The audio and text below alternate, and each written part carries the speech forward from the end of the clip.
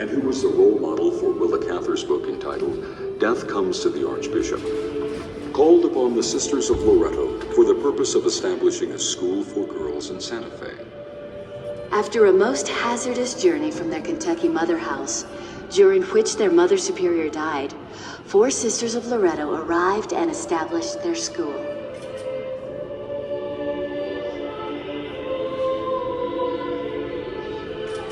The Loretto Academy operated on this property from 1853 to 1968. This building was its chapel.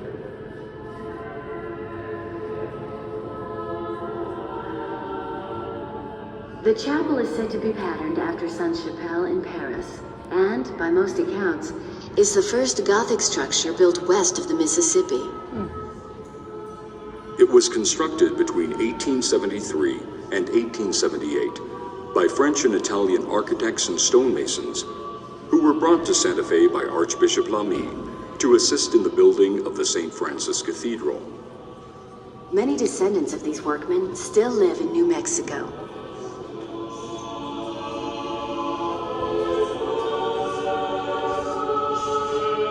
The legend of the Miraculous staircase had its beginning during the construction of the chapel. When built, the chapel had no stairway to its choir loft, which was not uncommon for the times, as most choirs were composed of male singers who used ladders.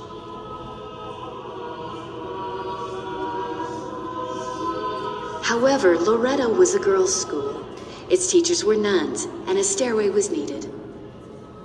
Unfortunately, due to the chapel's intimate size, a conventional stairway to the choir loft would require too much space to be taken from the seating area below.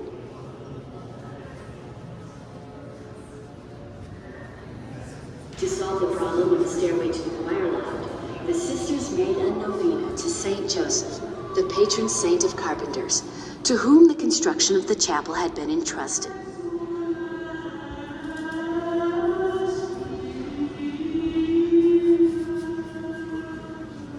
On the 9th and final day of the novena, in answer to the sisters' prayers, an unknown carpenter appeared and undertook the construction of the stairway.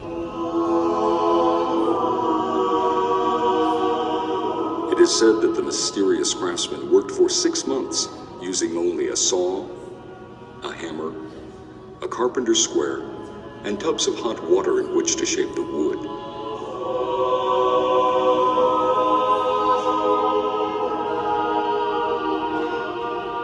When the work was completed, the mysterious carpenter disappeared without having sought payment, nor having left any account owing for material.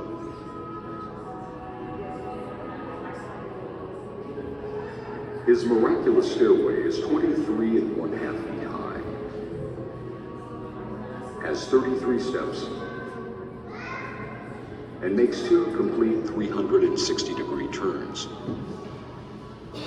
It has no center support, nor is it held up from the sides. Only the perfection of its craftsmanship keeps it from collapse. Architects and engineers still marvel at its existence.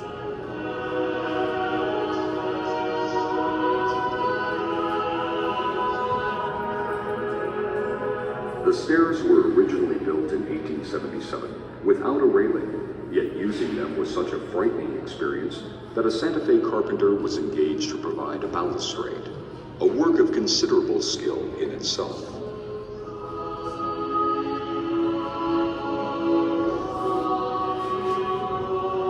The stairs were in daily use by the sisters and students for nearly 100 years. Today, they are restricted for preservation and for safety. The metal braces to the wall and column were added later to cut down on the negative effects due to vibrations caused by heavy traffic.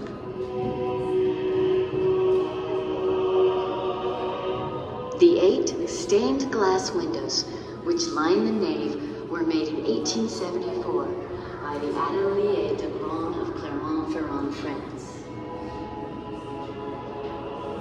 The windows in the sanctuary near the altar, depicting the 4 evangelists, St. Luke, St. John, St. Mark, and St. Matthew, were made by Loretto Studios in Paris in 1876, as was the rear facade window over the front door and the elegant rose window of the choir loft.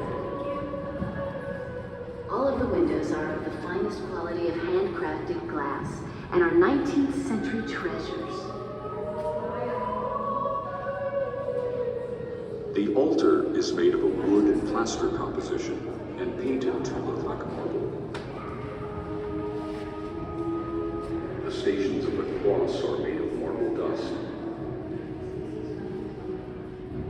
Both the altar and the stations are from Italy.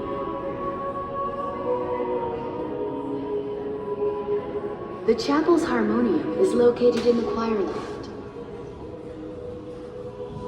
The harmonium, which is similar to a reed organ, was made by Alessandro Francois in 1867 and imported from Paris between 1883 and 1886.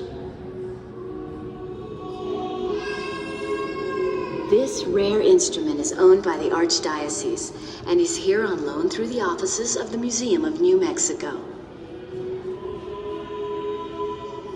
In 1968, Our Lady of Light Academy was closed by the Sisters of Loretto.